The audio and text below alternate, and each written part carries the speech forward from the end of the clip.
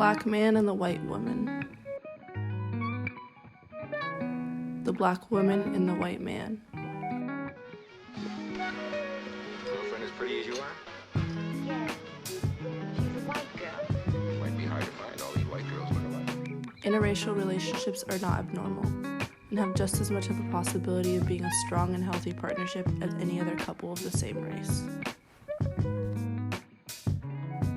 In any healthy relationship, there are obstacles that partners will have to face in order to be equal. For black and white couples, there's an additional layer, created by their differences, created by their race, created by the way they look like on the outside. As stated by psychiatrist and philosopher Frantz Fanon, in order for an interracial relationship to be strong and healthy, in order for there to be real love, a mentality of white supremacy and internalized racism must be eliminated within the members of this couple. White, British, and she's a salesman's daughter. These two things are some of many social effects created by the colonization of Africa. Colonial European powers completely altered the way of life for those they dominated over, penetrating even the most intimate spheres of the self. In the colonization of Africa, specifically, the identity of the black men and women who endured this physical occupation completely changed. A hierarchy between the races, the establishment of internalized racism, a mentality of white supremacy. Even after the end of physical occupation, the lives of those colonized will never be the same. Because there will be days when you don't like her, but the love must remain.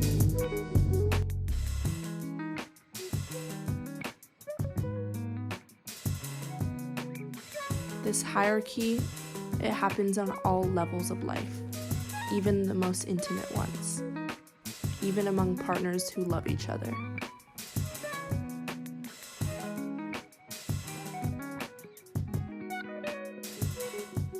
When comparing interracial relationships between blacks and whites during times of colonialism versus today, one will see that with the stronger presence of racial boundaries, the chance that these interracial relationships go beyond the gaze is rare.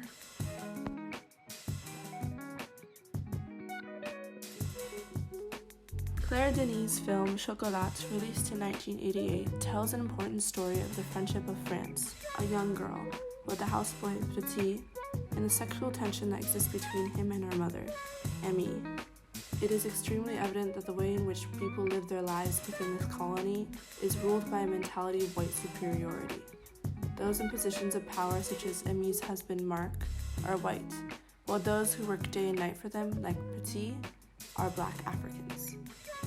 Although there is no physical or spoken romantic relationship between Amy and Petit, the countless gazes between the two show another story. These sequences that build sexual tension are always broken by Amy's ability to fall back on colonial authority and supremacy as a white person. She breaks these gazes by ordering him to fetch her water for her bath, or to sit and watch for hyenas. Although Amy is a woman, she is still superior to Petit based on the fact that she is white. The hierarchy in this relationship is not based on gender, but instead on race, showing how, in an interracial relationship at that time, equality between partners is affected by another social construction other than gender, that people of the same race don't have to deal with. Petit knew that in reality a relationship with this white woman was impossible, let alone the fact that she was married. The fact that racial lines between blacks and whites are so real during times of colonialism was evident enough to allow him to refuse her advances. Petit rejects Amy's advances as she reaches out and touches him. Instead, he violently brings her up onto her feet and walks away. What Petit did was the refusal of momentarily effacing his subjectivity based on his race. She looked at him as more than a black houseboy for once, yet he rejected it. Maybe they could have had something, but what is certain is that the society filled with white supremacy and internalized racism would never allow a healthy relationship between two people of different races to flourish. France Fanon states that both Black men and women have internalized racism that is directed towards the Black race in their own gendered ways. But what is common between the two for him is that colonized people look for salvation in their partner relationships. Internalized racism is a result of colonial brainwashing of whiteness as salvation. As a result, the hunger for whiteness, as Fanon calls it, is a problematic base for love. This hunger for whiteness is fueled by white supremacy and internalized racism. Therefore, the elimination of these two factors would also eliminate the hunger that Fanon considers to be problematic for these relationships. As long as a hierarchy between these two races exists, a oppositional binary between these partners, they can never hope to be equal.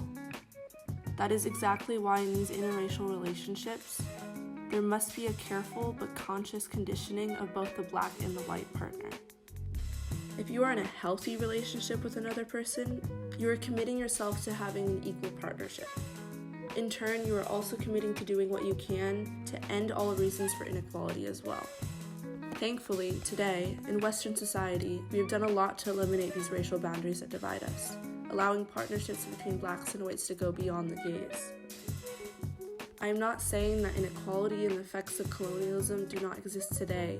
There is certainly work to be done in order to make the conditions in which these couples live in easier to deal with. But in order for a partnership to work, the first step is to start within. Fanon is right in saying that a relationship between a Black and white person will not truly thrive or have love without the elimination of internalized racism and white supremacy. Because if you really love someone, you will do all that you can to remove anything that puts the other person down. Instead, you will want them as your equal. Understand your differences, but do not categorize them as inferior to each other. Do not exoticize and fetishize these differences. Acknowledge the existence of race and its impact on your partner and your own life. Become racially literate, but do not assume that by being with your partner, it comes naturally. Interracial couples have the ability to thrive as long as these factors are addressed.